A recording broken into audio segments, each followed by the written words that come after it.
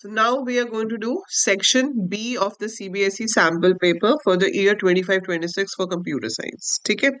So इसमें आपके पास 7 question आएंगे, 2 मार्क्स ईच. तो पहला क्वेश्चन जो है वो कह रहा है explain the difference between explicit and implicit type conversion in Python with a suitable example. So type conversion का मतलब होता है एक डेटा टाइप से दूसरे डेटा टाइप में कन्वर्ट करना. So if I am writing 5/2, the answer comes as 2.5. So this is what automatic type conversion, जिसे हम इम्प्लिसिट टाइप कन्वर्जन कह देते हैं, जो अपने आप हो गई. ठीक है, तो आपने 2 इंटीजर्स पे काम किया, लेकिन जो रिजल्ट है वो आपके पास फ्लोट में आ गया. आपने एक स्ट्रिंग ली हाई और मल्टीप्लाई कर दिया एक इंटीजर से, जो कि रिजल्ट जो है आपका वो एक स्ट्रिंग में आ गया, 3 टाइम्स हाई हाई हाई. सो ये इम्प्लिसिट टाइप कन्वर्जन हो रही हैं. लेकिन एक्सप्लिसिट टाइप कन्वर्जन वो होती है जो हमें खुद से करना पड़ता है. जैसे अगर आप लिखो बूल ऑफ 25, तो it will give you true, कि 25 की बूलियन वैल्यू ट्रू है. बेसिकली किसी भी नॉन जीरो वैल्यू की बूलियन वैल्यू ट्रू होती है. अगर आपके पास स्ट्रिंग में कुछ है, आप उसको इंटीजर में कन्वर्ट करना चाहते हो या इंटीजर को स्ट्रिंग में कन्वर्ट करना चाहते हो, तो we have all these functions available जिनकी हेल्प से हम टाइप कन्वर्ट कर सकते हैं. तो इम्प्लिसिट टाइप कन्वर्जन मतलब जो अपने आप हो जाता है. एक्सप्लिसिट टाइप कन्वर्जन जो हम स्पेशल कीवर्ड्स लिखकर करते हैं. और आप फिर दोनों के एग्जांपल्स दे सकते हो 2 मार्क्स के लिए. देन क्वेश्चन है explain the difference between break and continue statement in Python with suitable example. तो एग्जांपल जरूर देना है यहाँ पे. और ब्रेक एंड कंटिन्यू स्टेटमेंट का डेफिनेशन क्या हो जाएगी कि break is a control statement which is used to terminate the loop in between, whereas continue terminates only the current iteration. ठीक है, कंटिन्यू क्या करता है, सिर्फ करंट आइटरेशन को टर्मिनेट करता है and it moves to the next iteration. तो इसका एग्जांपल मैं यहाँ लिख रही हूँ आपका, because I have to give you this PDF also. So 22 में अगर आप ब्रेक का एग्जांपल ले रहे हो तो आप लिख सकते हो like for I in range 1,10 या 1, कुछ भी 12 दे दिया आपने, कोलन, और फिर यहाँ पर चेक किया कि if I mod 3 is equal to 0 break. And यहाँ पर मैंने लिखा है प्रिंट आई. तो इससे क्या होगा, जब आई 1 है वो चेक करेगा 1 मॉड 3 0 है नहीं, तो प्रिंट आई पे पहुंचेगा, 1 प्रिंट हो जाएगा, फिर 2 भी प्रिंट हो जाएगा. जब 3 होगा तो 3 मॉड 3 0 है तो ब्रेक, ब्रेक मतलब खत्म, that is it, this is the output. तो ब्रेक पे आपका लूप ही खत्म हो गया, आगे काम ही नहीं कर रहा है. इसी को आप अपने वर्ड्स में एक्सप्लेन कर सकते हो. बट अगर आपने यहाँ पर कंटिन्यू लिखा होता, अगर आपके पास होता if I mod 3 is equal to 0 and you write continue and then we write here print I. ठीक है, तो इससे क्या होगा, I mod 3 equal to 0 नहीं है, 1 प्रिंट हो गया, 2 प्रिंट हो गया. 3 पे ये कंडीशन ट्रू होगी. कंटिन्यू क्या करता है, सिर्फ अपने कंट्रोल को ऊपर ले जाता है, नीचे वाली स्टेटमेंट स्किप हो जाती है. तो 3 प्रिंट नहीं होगा, लेकिन लूप भी खत्म नहीं होगा. तो I 4 हो जाएगा, so it will print 4 5 6 skip हो जाएगा, 7 8 9 स्किप हो जाएगा, 10 11. So this is how it's going to work. तो इसका आउटपुट 11 तक आएगा, 12 के लिए तो चलेगा ही नहीं, क्योंकि रेंज ही एक पहले रुक जाता है. तो आप इसको अपने वर्ड्स में एक्सप्लेन कर सकते हो. ठीक है, चॉइस थी वैसे तो, आपने दोनों में से जो आपको बेटर लगे वो आप लिख सकते हो. Then you have the code provided below is intended to remove the first and last character of a given string and return the resulting string. However, there are syntax and logical errors in the code. Rewrite it after removing all the errors. Also underline the corrections made. तो आपको string में से first और last character जो है वो निकालना है और उसको प्रिंट कराना है. ठीक है, तो उन्होंने इसके लिए फंक्शन बनाया एक. तो सबसे पहले तो फंक्शन में देखते ही हमें पता चल रहा है कि डिफाइन नहीं होता, कीवर्ड का नाम होता है डेफ. सो इसकी जगह पर डेफ होना चाहिए था. फंक्शन का नाम दिया है remove underscore first underscore last. चलो ठीक है, एसटीआर हमने रिसीव कर लिया. If length of STR is less than 2, अगर 2 से कम लेटर्स हैं तो आप यहां से ही उसको रिटर्न करा रहे हो. ठीक है, अदरवाइज आपने न्यू एसटीआर को लिया, str1:-2 और फिर आपने उसको रिटर्न करा दिया. तो यहाँ पर देखो, आपको जैसे अगर मेरे पास है कुछ भी, जैसे किरण है, ठीक है, तो आपको के और एन हटाना है. तो आपने स्लाइसिंग कहाँ से शुरू करी, 1 से. 1 से लेकर आप -1 तक जाना चाहिए ना आपको, तब ये आपको ये देगा.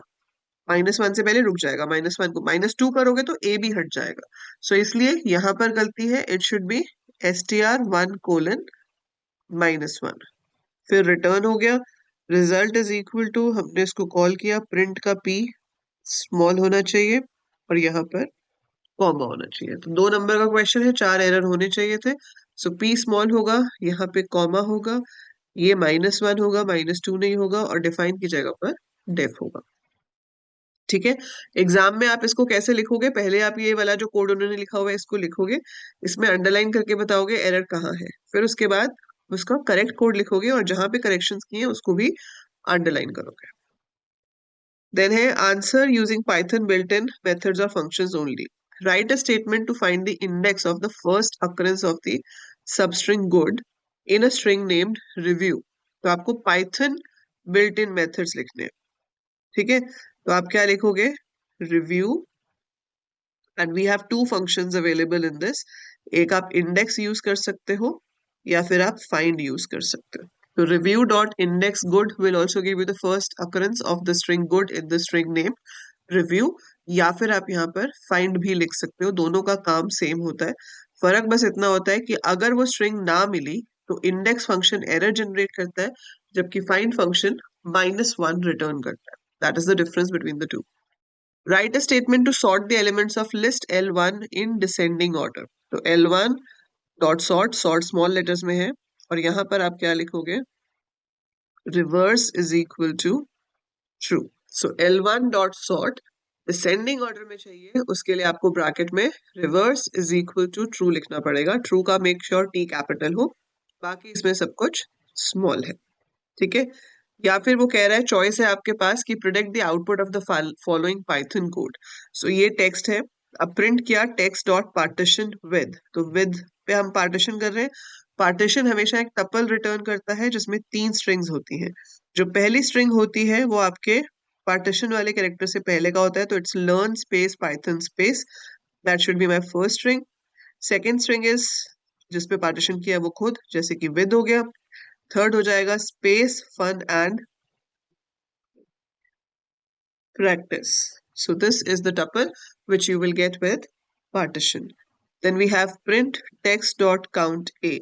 So text में हमें a count करना है कि कितनी बार आता है। So 1,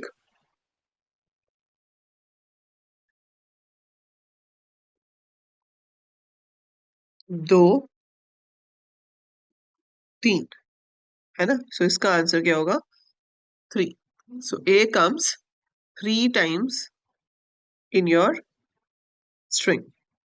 Then I write a function remove element in Python that accepts a list L and a number n. If the number n exists in the list, it should be removed. If it does not exist, print a message saying element not found. तो आपको क्या करना है, एक list receive करनी है और एक नंबर रिसीव करना है। अगर नंबर लिस्ट में है तो उसको रिमूव कर दो, अदरवाइज आप प्रिंट करोगे कि वो एग्जिस्ट नहीं करता।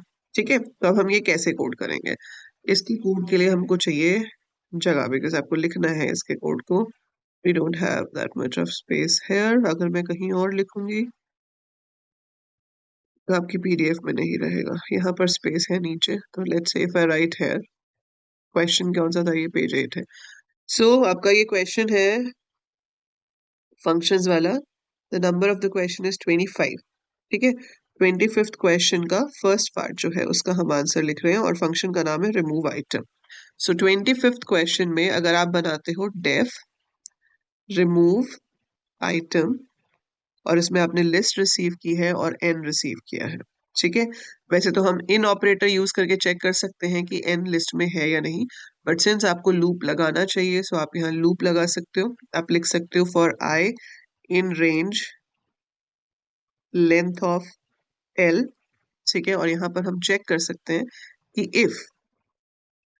If L I is equal to N, अगर तो है तो मिल गया तो हम क्या करेंगे, एल डॉट रिमूव एन, और मुझे लूप आगे नहीं चलाना तो मैं यहीं पे रोक सकती हूँ।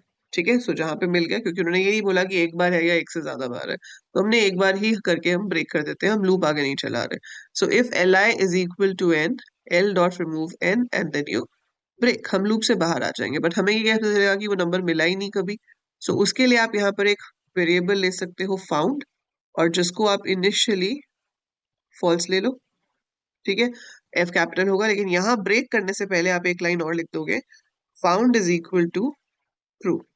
जब ये लूप खत्म हो जाएगा तो हम यहाँ पर चेक कर लेंगे कि if found is equal to false, मतलब अगर फाउंड की वैल्यू फॉल्स है मतलब वो नंबर हमें लिस्ट में मिला ही नहीं, तो इन दैट केस हम प्रिंट कर सकते हैं नंबर नॉट फाउंड, या जो भी मैसेज क्वेश्चन में लिखा हुआ है वो आप एज इट इज ले लोगे।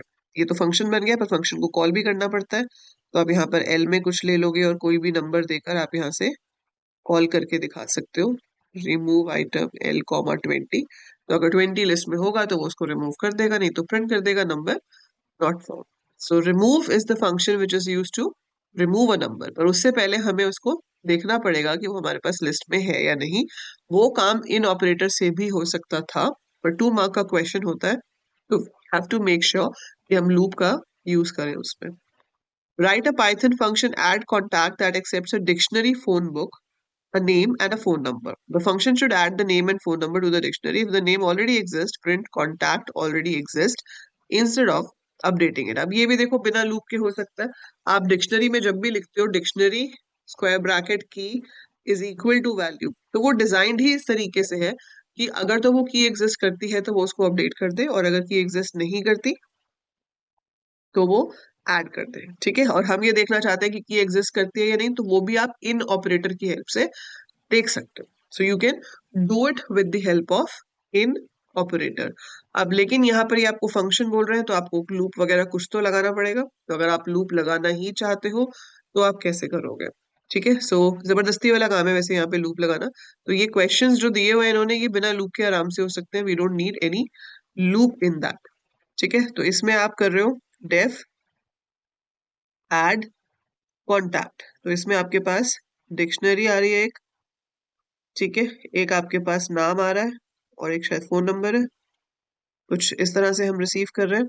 तो हम यहाँ पर सीधा चेक कर सकते थे कि इफ एन इन डिक्शनरी, अगर है तो प्रिंट कर दो already, else dictionary N is equal to P, काम खत्म। एक इफ एल्स से काम हो जाता है, इसमें भी एक इफ एल्स से काम हो जाता, लूप की जरूरत नहीं थी। तो इसमें भी अब सेम चीज ही आपने यहाँ पर इनिशियली ले लिया, found is equal to false, और हम यहाँ पर फिर लूप लगा लेते हैं जो कीज के लिए चलेगा। सो फॉर के इन डिक्शनरी, बाय डिफॉल्ट ये जो लूप है ये एक एक करके कीज को ही उठाता है। तो आप चेक कर लोगे इफ के इज इक्वल टू एन, तो अगर तो है तो फाउंड को रू कर दो और ब्रेक कर दो, ठीक है। अब मिल गया तो हम यहाँ पे बाहर आके चेक कर लेंगे कि if found is equal to false, मतलब नहीं मिली, तो हमें इसको ऐड करना है, तो हम डिक्शनरी एन पे पी को ऐड कर देंगे। वो ऐड की तो सिंपल स्टेटमेंट होती है। लेकिन अगर मिला है तो आप प्रिंट कर दोगे कि कॉन्टैक्ट ऑलरेडी एग्जिस्ट, ठीक है। So we can do it like this. अब ये क्वेश्चन नंबर 25 है। सो हम इस बार इनका सैंपल पेपर ही काफी डिफरेंट है नॉर्मल से। It's not like the normal papers we have. So I haven't opened the marking scheme yet, but I just want to see कि इन्होंने लूप लगाया है या नहीं। तो good, CBSE has improved in this. तो आप इसमें देख पा रहे हो कि इन्होंने लूप नहीं लगाया है, ये आपका इफ से ही कर रहे हैं और इसमें आपको पूरे मार्क्स मिलेंगे। तो जबरदस्ती का आपको लूप लगाने की जरूरत नहीं है। आई होप कि जो फाइनल पेपर्स हो उसमें भी आपको इसी तरह से मार्किंग की जाए, तो जबरदस्ती लूप ना लगानी पड़े। इससे पहले के जो होते थे मार्किंग स्कीम्स, उसमें ये होता था कि जबरदस्ती लूप लगाओ ही, डायरेक्ट फंक्शन से मत करो। बट यहाँ पर आप डायरेक्ट फंक्शंस यूज करके सॉल्यूशन प्रोवाइड कर दिया है। इसमें क्या हो रहा है, अगर एन एल में है, if N is in L, तो उसको रिमूव कर दो, खत्म। और अगर नहीं है तो प्रिंट कर दो एलिमेंट नॉट फाउंड। सेम इधर है कि अगर आपका की फोन बुक में है तो सीधे प्रिंट कर दो contact already exist, otherwise phone book name is equal to number, तो ये इसमें इंसर्ट हो जाएगा, ठीक है। और हम प्रिंट कर देंगे contact added successful, should be the right answer in case of Python. जब हमें पाइथन ने फैसिलिटी दी है तो why not to use it, why to go into the loops, है ना। हम सी प्लस प्लस में थोड़े ना कर रहे हैं, हम पाइथन में काम कर रहे हैं। सो ये लंबे तरीके वाला काम है, but that is the right way to do it, जो अभी आपने मार्किंग स्कीम में देखा। और मैं वही कह रही थी कि वैसे ही हमें लिखना चाहिए, पर जबरदस्ती लूप घुसाना हो तो आप इस तरीके से कर सकते हो। Fine, so that is how the solution is. So I hope this would be the checking criteria. तो उस वे में आप बिना लूप के भी इस आंसर को लिख पाओगे। ठीक है। देन है आपके पास next question, predict the output of the Python code given below. So you have already a code, इसमें हमें डिक्शनरी दी हुई है, फिर एक लिस्ट ली है, और फिर क्या किया है, for name in M. Now for name in M जब ये लूप चलेगा तो ये जो नेम है इसके अंदर पहले ARV आएगा, फिर रिया आएगा, फिर जे आएगा, और फिर टी आएगा। So this is going to work for 4 times. अब वो क्या कर रहा है, salary is equal to emp name. तो जब हम आर्फ पे हैं तो salary is equal to emp name में दो वैल्यूज आ रही है, 85,000 भी और 90,000 भी। तो आर्फ में जब हमारे पास यहाँ पे थे हम, तो इसमें सैलरी आ जाएगी 85,000 कॉमा 90,000। अब उसने उसकी एवरेज निकाली, दोनों को ऐड करके 2 से डिवाइड कर दिया। ठीक है। अब दोनों की वैल्यू ही ज्यादा है। ठीक है। तो मैं कैलकुलेट ना भी करूं तो भी मुझे पता चल रहा है कि इसकी एवरेज 80,000 से ज्यादा आएगी। एवरेज 80,000 से ज्यादा आएगी तो जो सिलेक्टेड वाली लिस्ट है उसमें हमने इस नेम को अपेंड कर दिया।